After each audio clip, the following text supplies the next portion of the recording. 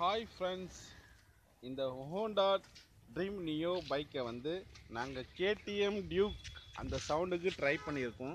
அதாவது இப்போ பாருங்கள், இந்த டப்பாலேருந்து ஒரு கம்பியை சுற்றி இந்த சைலன்சரில் போட்டு கட்டி இந்த 5 சென்டிமீட்டர் கேப் வச்சு நாங்கள் இப்போ ஸ்டார்ட் பண்ண போகிறோம்.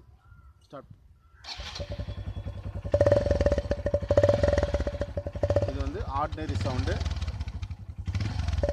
இது வந்து டியூக்கோட சவுண்டு, இது ஆர்டினரி சவுண்டு, இது டியூக்கோட சவுண்டு. நாங்கள் இது வந்து சென்னையிலேருந்து ட்ரை பண்ணியிருக்கோம். இந்த வீடியோவை பாருங்கள், ப்ளீஸ் ஷேர் பண்ணுங்கள்.